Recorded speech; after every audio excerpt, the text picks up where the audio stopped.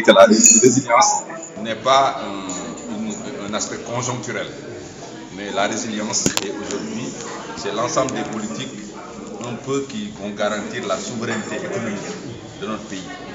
Et une souveraineté, comme on dit, on pense quand on dit souveraineté, c'est souveraineté totale, ça veut dire à 100%. Non, une souveraineté, dès que vous dépassez 50%, vous êtes en train de conquérir une souveraineté.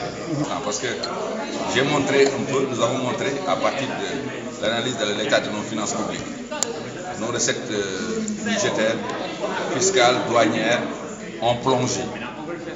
Et l'État est le deuxième investisseur dans ce pays, après le secteur privé, avec plus de 7%. Ceci combiné aux dépenses que je pourrais appeler obligatoires et permanentes, c'est les salaires. Parce que si le médecin n'est pas payé, il va difficilement s'acquitter de sa tâche. Si maintenant vous combinez les charges presque incompressibles, voilà le mot, je le trouve, de l'État, avec la chute des recettes, et le fait que aussi nous n'ayons pas presque l'instrument monétaire à notre disposition. Pour l'essentiel, nous avons l'instrument budgétaire. Le budget est plombé. Et si maintenant on doit continuer à payer la dette, parce que quand un pays a des recettes qui diminuent, la charge de la dette va encore être plus forte. Ce qui veut dire qu'on parlera, comme a dit quelqu'un, on risque de parler de plan de Sénégal résilient.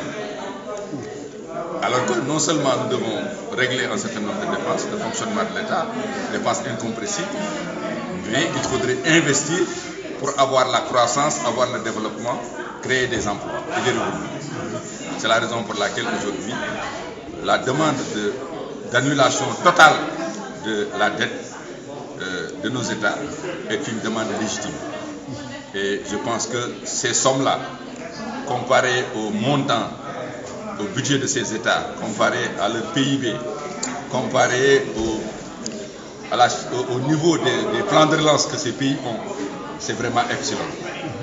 Et ça ne pourrait que contribuer à la relance de l'économie mondiale. Parce que ne l'oublions pas, l'Afrique est un moyen essentiel de l'économie mondiale. Et l'Afrique est une zone de croissance pour l'économie mondiale.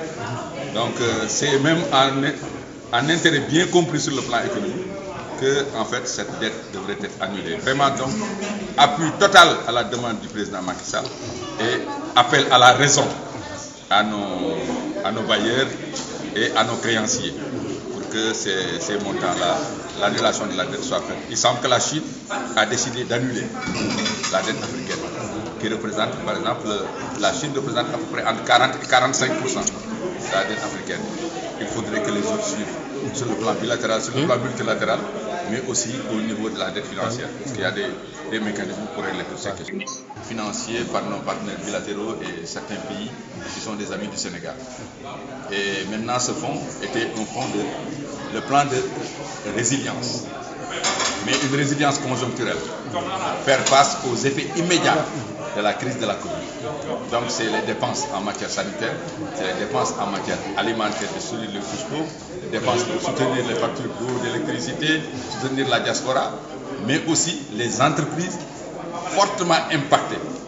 Par exemple, le paiement de la dette intérieure, mais aussi la mise en place d'un fonds de crédit de 200 milliards, les remises d'impôts, les annulations d'impôts et de taxes. Ça aussi, c'est des aspects extrêmement importants, mais qui sont des aspects conjoncturels. Parce que le fonds force Covid-19 n'est pas un fonds de relance.